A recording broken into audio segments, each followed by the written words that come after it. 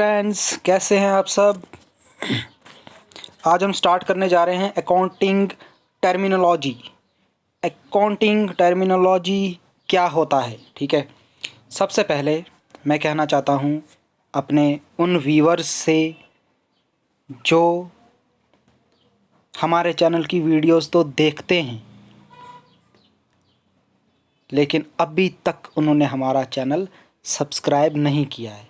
So please subscribe our YouTube channel, ठीक है, जिससे आपको हमारी लेटेस्ट वीडियोस की जो भी अपडेट्स होंगी वो आपको उसकी नोटिफिकेशन आपको मिलती रहेंगी, ठीक है। Thank you.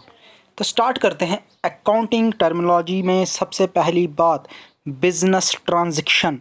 देखो भाई, ट्रांजैक्शन एक शब्द है। ट्रांजैक्शन आपको पता है, ट्रांजैक्शन का मतलब होता है लेन देन, ठीक है।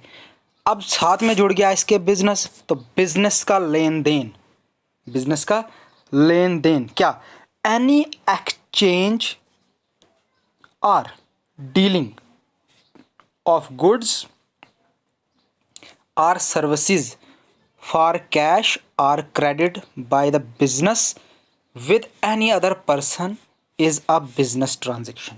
तो समझते हैं क्या कहता है। पता है, कोई भी एक्सचेंज, ठीक है, कोई भी डीलिंग किसकी, गुड्स की या सर्विसेज की, फॉर कैश, ठीक है।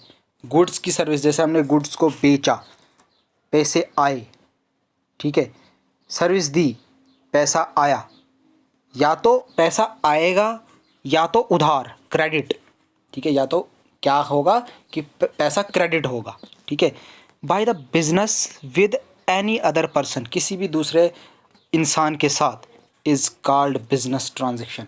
तो उसको कहते हैं हम बिजनेस ट्रांजैक्शन, ठीक है। एक ऐसा लेन देन, एक ऐसा लेन देन किसका, गुड्स एंड सर्विसेज का, किसके बदले, कैश या क्रेडिट के, जो कोई बिजनेस वाला, बिजनेस पर्सन करे दूसरे के साथ, उसी को हम कहते हैं बिजनेस ट्रांजैक्शन, ठीक है। अब इसमें क्या है, इसमें है फीचर्स ऑफ बिजनेस ट्रांजैक्शन। अब इसके फीचर क्या है, सबसे पहली बात क्या कहता है, इट इज़ इकोनॉमिक एक्टिविटी। ये एक इकोनॉमिक एक्टिविटी है। मतलब परचेज ऑफ गुड्स, ठीक, रिसीविंग कैश और चेक फ्रॉम डेटर्स, ठीक है। ये एक इकोनॉमिक एक्टिविटी है, ठीक है, जो क्या होती है, इसमें क्या होता है कि जो हम चीज़ों का खरीदना, purchase of goods, receiving cash from debtors, debtor से हम जो पैसा लेते हैं, फ्रॉम, या तो हम लिक्विडिटी की फॉर्म में लेंगे या तो हम चेक की फॉर्म में लेंगे, ठीक है। दूसरी जो बात कहता है, एक्सटर्नल ट्रांजैक्शन इन्वॉल्व्स एक्सचेंज और transfer of values between two parties. जो एक्सटर्नल ट्रांजैक्शन होंगे, जो बाहर के ट्रांजैक्शन होंगे, वो हमेशा इन्वॉल्व होंगे एक्सचेंज और ट्रांसफ़र किसके बीच में, बिटवीन टू पार्टीज़ के बीच में, टू पार्टीज़ के बीच में हमेशा आएगा ये, ठीक है। टू पार्टीज़ मतलब कि जैसे एक पार्टी होगी जो चीज़ ले रहा है, दूसरी पार्टी वो होगी जो चीज़ बेच रहा है, तो दो पार्टीज़ के बीच में होगी। थर्ड जो इसका फीचर है वो कहता है क्वांटिटेटिव एंड क्वालिटेटिव। क्या कहता है, क्वांटिटेटिव एंड क्वालिटेटिव, ठीक है। क्वांटिटेटिव मतलब मिकदार, क्षमता, purchase of goods, assets for cash, ये सारे क्वांटिटेटिव है, ठीक है। अब क्वालिटेटिव में आ गया डेप्रिसिएशन ऑफ एसेट्स, एसेट्स की वैल्यू कम होना, एसेट्स कम होना, डेप्रिशिएट होना, दैट मीन्स क्वालिटी उसकी क्या हो रही है, क्वालिटी की वजह से वो क्या हो रहे हैं, डेप्रिशिएट हो रहे हैं, ठीक है। फोर्थ वन क्या कहता है, financial in nature, financial in nature, that means financial in nature मतलब क्या, death of debtor and consequent loss due to non recovery of debit is financial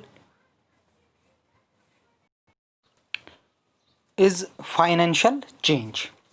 तो ये था हमारा अकाउंटिंग टर्मिनोलॉजी। तो इसमें हमने बिजनेस ट्रांजैक्शन पढ़ा क्या है और उसके कुछ फीचर्स, ठीक है। अब आपके पास एक एग्जांपल देते हैं। अभी जो मैंने आपको कंसेप्ट पढ़ाया, क्या पढ़ाया, अकाउंटिंग टर्मिनोलॉजी, ठीक है। उसमें आपको पहचानना है कि बिजनेस ट्रांजैक्शन कौन कौन सी हैं, ठीक है। अब एक क्वेश्चन देखते हैं। क्वेश्चन क्या है आपके पास, state which of the following are business transaction.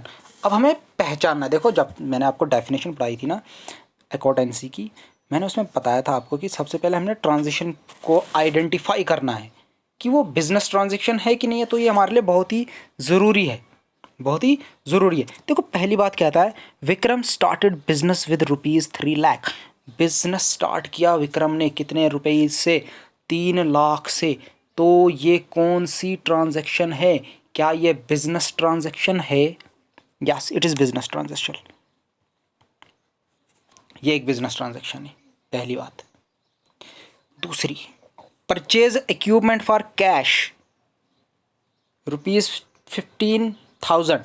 हमने कुछ चीज़ खरीदी कैश के बदले, कैश देके हमने कुछ चीज़ खरीदी, क्या ये बिजनेस ट्रांजैक्शन है? Yes, it is also business transaction, ठीक है। Appointed Minnu as manager on a monthly salary of 12,000। अब देखो इसने क्या किया, एक मैनेजर को अपॉइंट किया, अपनी कंपनी के लिए एक मैनेजर को अपॉइंट किया। क्या ये बिजनेस ट्रांजैक्शन है? क्वेश्चन है क्या ये बिजनेस ट्रांजैक्शन है? तो it is not a business transaction, ये एक बिजनेस ट्रांजैक्शन नहीं है। क्यों? क्योंकि मीनू एज अ मैनेजर काम कर रही है, तो मीनू को हमें सैलरी देनी है। मीनू वहाँ से हमें कोई चीज़ नहीं देगी, दैट में वो तो हमें वर्क करके दे रही है। बट बिजनेस में बात होती है किसकी? कैपिटल की। क्या उससे हमारा कैपिटल इंक्रीज होगा? फिजिकली नहीं होगा। तो नो एक्सचेंज, कोई भी एक्सचेंज नहीं होगा, कोई भी मूवमेंट ऑफ मनी नहीं होगी, ठीक है, मनी का एक्सचेंज नहीं होगा, कुछ भी नहीं होगा। तो ये जो है ये स्टेटमेंट, ये एक बिजनेस ट्रांजैक्शन नहीं है, ठीक है। Fourth one, paid for stationery. Paid for stationery, अब देखो स्टेशनरी के लिए कुछ पेमेंट की, कितनी? 14,000। तो स्टेशनरी के लिए कुछ पेमेंट की, दैट मीन स्टेशनरी तो खुद बिजनेस में ही लग रहा है, तो ये एक बिजनेस ट्रांजैक्शन है, ठीक है। गुड परचेज्ड फॉर कैश, कुछ चीज़ें खरीदी, कुछ चीज़ें खरीदी, क्या ये बिजनेस ट्रांजैक्शन है? Yes, it is business transaction, ये भी है, ठीक है। Received price, sorry, received price list from Raja. कोई भी किसी भी एसोसिएशन का मेंबर हो सकता है, ठीक है, ग्लोसरी का, किसी भी शॉप का। तो ये कह रहा है कि मैंने उससे प्राइस लिस्ट कलेक्ट की, जैसे ग्लोसरी शॉप होगी उसकी प्राइस लिस्ट मैंने उसके जो डिस्ट्रीब्यूटर है उससे मैंने क्या किया? कलेक्ट किया। तो क्या ये बिजनेस ट्रांजैक्शन है? नहीं, ये बिजनेस ट्रांजैक्शन नहीं है। अगली बात, profit estimate of future. Future में मैंने प्रॉफिट एस्टिमेट किया, कितने का? कितने का? 22,000 का। फ्यूचर में करूँगा, अभी तक किया नहीं है, मेरे अकाउंट में ये पैसा आया नहीं है, ये अभी एस्टिमेट बनाया जा रहा है कि मेरे को फ्यूचर में 22,000 रुपये मिलेंगे एज ऑफ मुनाफा, तो अभी तक मिले नहीं है, तो ये एक बिजनेस ट्रांजैक्शन नहीं है। Rent paid to landlord, rent दे दिया मैंने अपने मालिक को, कितना? 10,000 रुपये, क्या ये बिजनेस ट्रांजैक्शन है? Yes, it is a business transaction, ठीक है। आई होप कि आपको एनालिसिस करना आ गया होगा कि बिजनेस ट्रांजैक्शन कौन सी है और नॉन बिजनेस ट्रांजैक्शन कौन सी है, ठीक है। अब जो हम पढ़ रहे हैं अकाउंटिंग टर्मिनोलॉजी में दूसरा जो शब्द है, वर्ड है, वो है अकाउंट। बहुत ही इम्पॉर्टेंट, बहुत ही इम्पॉर्टेंट। शॉर्ट एब्रीविएशन इसको ऐसे लिखते हैं A/S, ठीक है, सॉरी C, ये हो गया अकाउंट, ठीक। अब अकाउंट क्या होता है? Account is a date wise summary of transactions relating to person, property, expense and income. क्या कहता है? अकाउंट जो होता है ना, अकाउंट एक डेट वाइज समरी होती है ट्रांजैक्शन की। जो भी हम लेन देन कर रहे हैं ना, डेट वाइज उसको लिखा जाता है, डेट वाइज उसको लिखा जाता है। या तो वो एक पर्सन का अकाउंट हो सकता है, इंडिविजुअल का, जैसे मेरा एक पर्सनल अकाउंट इंडिविजुअल, जैसे किसी भी बैंक से रिलेट करता हो, J&K बैंक से, SBI बैंक से, किसी भी बैंक से रिलेट करता हो, वो एक मेरा पर्सनल अकाउंट है। एक पर्सन की बात कर रहा है। प्रॉपर्टी का जो होगा वो सारा प्रॉपर्टी वाले में होगा। एक्सपेंस, खर्चे का जो होगा वो खर्चे के अकाउंट में लिखा होगा। और इनकम जो आ रही होगी बिजनेस से, वो इनकम के अकाउंट में लिखा होगा। तो इस सारे को हम क्या करते हैं, सिस्टमेटिकली लिखते हैं, कहीं पे डेट वाइज लिखते हैं, उसी को हम कहते हैं सम अकाउंट। तो अकाउंट को मेनली 3 पार्ट में डिवाइड किया है, first one, second one and third one. First one को बोला है पर्सनल अकाउंट, रियल अकाउंट और nominal account. Personal account, real account and nominal account, ठीक है, ये 3 इसको डिवाइड किया है, पार्टीशन की गई है। पर्सनल अकाउंट में आता है नेचुरल पर्सनल अकाउंट, जिसमें हम किसी पर्सन की बात करेंगे, किसी इंसान पर्टिकुलर की बात करेंगे। आर्टिफिशियल, किसी कंपनी की बात करेंगे, ठीक है। उसके बाद तीसरा रिप्रेजेंटेटिव पर्सनल अकाउंट, ये आ गया पर्सनल में। तो रियल में आता है टेंजेबल और इनटेंजेबल। टेंजेबल वो हुआ जिसको मैं टच कर सकूं फिजिकली, जिसको मैं देख सकूं। इनटेंजेबल हुआ जिसको मैं टच नहीं कर सकूं ना देख सकूं। और नॉमिनल अकाउंट में ज़्यादातर हम इनकम और एक्सपेंसेस का ही रिकॉर्ड रखते हैं। तो इन तीनों को हम आगे डिस्कस करते हैं। अब आप देखें पर्सनल अकाउंट क्या होता है। पर्सनल अकाउंट अभी तक मैंने बताया आपको, पर्सनल अकाउंट में सबसे पहला आता है जो नेचुरल पर्सनल अकाउंट, बोलता था account of the person made up of flesh and bones are called as natural personal account, means simple human beings. Simple human being का एक अकाउंट जिसको हम नेचुरल पर्सनल अकाउंट बोलते हैं। यहाँ पे यूज़ किया है फ्लैश एंड बोन, जो हड्डियों और मांस से बना हो।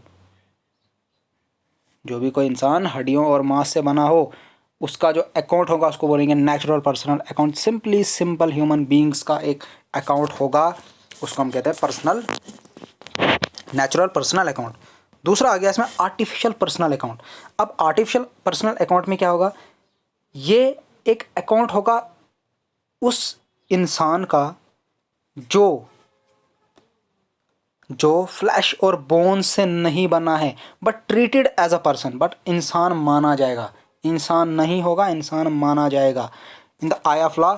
जैसे कंपनीज, कोई कंपनी है, कोई भी कंपनी हो सकती है, वो किसी भी रिलेटेड हो सकती है, कंपनी का नाम होगा। जैसे MS लिखते हैं, किसी भी कंपनी का हमेशा नाम लिखते हैं MS करके, ठीक है। तो बैंक्स का, कोऑपरेटिव सोसाइटी का, ट्रस्ट का, एक्स्ट्रा का, ये जितने भी अकाउंट आएंगे सारे आर्टिफिशियल पर्सनल अकाउंट में बात की जाएगी। याद रखना MCQ आ सकता है कि नेचुरल पर्सनल अकाउंट किसके रिलेटेड है, ठीक है। मिस्टर आएगा, मिसिज आएगा, ठीक है, मतलब एक इंडिविजुअल का आएगा। आर्टिफिशियल में क्या आएगा, किसी कंपनी का आएगा। तो MCQ आ सकता है, ध्यान रखें। रिप्रेजेंटेटिव पर्सनल अकाउंट क्या होता है, the account prepared to represent natural as well as artificial person are called representative person account. जैसे account of an expense outstanding. Expense outstanding मतलब जो खर्चा करना है, इन फ्यूचर करना है, उसका account. Account of expense prepaid, ऐसा अकाउंट जो हमने खर्च कर लिया है, पहले से ही दे दिया है उसका पैसा। पहला एक्सपेंस आउटस्टैंडिंग, दूसरा है एक्सपेंस प्रीपेड। दोनों शब्दों को अच्छे से समझना। एक्सपेंस आउटस्टैंडिंग का मतलब खर्चा होना है फ्यूचर में, अभी हुआ नहीं है, ठीक है, और उसका अकाउंट। और AC of account of expense prepaid, जो खर्चा कर लिया है। तो इसमें आउटस्टैंडिंग में क्या आएगा, जैसे मुझे पता है कि मेरे शॉप का जो रेंट है इतना है, तो मैं इसका पहले एस्टिमेट बना के रखूँगा कि 1 साल का कितना होगा, ठीक है। और जैसे पहले से दे दिया है, पहले से दे दिया, उसका भी मैं रिकॉर्ड अलग से रखूँगा। तो ये सारे किसके अंदर आएंगे, पर्सनल अकाउंट के अंदर, ठीक। ये था हमारा पर्सनल अकाउंट। अब जो नेक्स्ट टर्म थी वो है रियल अकाउंट। रियल अकाउंट में मैंने बताया था टेंजिबल रियल अकाउंट और इनटेंजिबल रियल अकाउंट। देखो tangible word, the account relating to the property of the person is called real accounts. And tangible account are those account which can be touched, scene.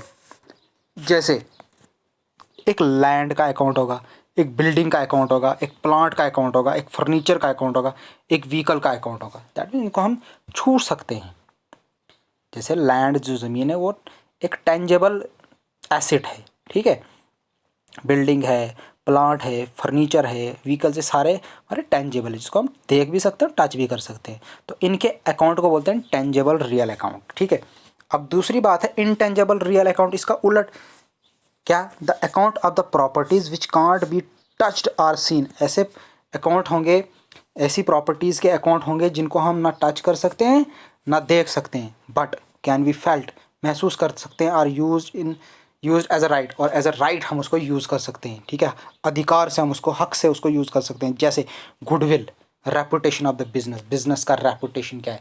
देखो हमारे business का reputation मतलब कि this business belongs to very high level, तो इसका नाम ही काफ़ी है। नाइकी, नाइकी एक कंपनी का नाम, उसका नाम ही काफ़ी है उसके प्रोडक्ट को बेचने के लिए, ठीक है। तो वो अपनी रेपुटेशन का यूज़ करेगा, ठीक है। पैटेंट राइट, पैटेंट राइट क्या होता है कि कोई किसी चीज़ को इन्वेंट करता है। जैसे किसी ने एक बाइक का इंजन इन्वेंट किया, ठीक है, तो उसको एक राइट मिलेगा, राइट ऑफ इन्वेंशन, मतलब इतने साल तक, 10 साल तक, 20 साल तक इसका जो भी इन्वेंशन का जो होगा, मतलब इस मॉडल का कोई दूसरा नहीं बना सकता आपके अलावा, आपको इसका राइट दे दिया गया है। और अगर दूसरा कोई करना चाहे तो उसको उसकी पेमेंट देनी पड़ेगी। कॉपीराइट, कॉपीराइट होता है राइट ऑफ पब्लिकेशन, पब्लिकेशन जैसे आपने आज तक आपने देखा होगा बॉलीवुड्स में मूवीज़ बनती हैं, सॉन्ग्स बनते हैं, वो कॉपीराइट नहीं कर सकते, मतलब किसी का गाना किसी की मूवी में नहीं डाल सकते, मतलब उनको एक अधिकार है पब्लिकेशन का, वो अपना हक है उनको। तो अगर वो दूसरा कोई अडॉप्ट करना चाहेगा तो वो एक कानूनन क्या होगा, इलीगल होगा। तो ये रियल अकाउंट था। टेंजेबल पता चल गया आपको, इनटेंजेबल भी पता चल गया। अब लास्ट पे बात आ रही है हमारी नॉमिनल अकाउंट्स की। अब नॉमिनल अकाउंट्स मैंने आपको बता दिया था, अकाउंट्स ऑफ एक्सपेंस, जितने भी हमारे खर्चे होंगे वो एक्सपेंस खर्चे होंगे वो नॉमिनल अकाउंट में जाएंगे। जितने भी हमारे नुकसान होंगे वो भी नॉमिनल अकाउंट में जाएंगे। जितनी भी हमारी इनकम होगी, गेन्स होंगे, are known as nominal account, ये सारे किसके अंदर आएंगे, नॉमिनल अकाउंट के अंदर। जैसे rent account, rent account nominal, loss by theft account, interest received account, profit on sales account, ये सारे अकाउंट किसके अंदर जाते हैं, नॉमिनल अकाउंट के अंदर, ठीक है। तो ये था आपका टाइप्स ऑफ अकाउंट्स का फुल एक्सप्लेन डिस्क्रिप्शन। तो अगली जो वीडियो होगी हमारी उसमें हम इसके एमसीक्यूज़ करेंगे। कुछ एमसीक्यूज़ करने के बाद अपना नया चैप्टर स्टार्ट करेंगे, अकाउंटिंग इक्वेशंस, ठीक है। आई होप कि आपको समझ आया होगा। So please like and share our videos. Thank you.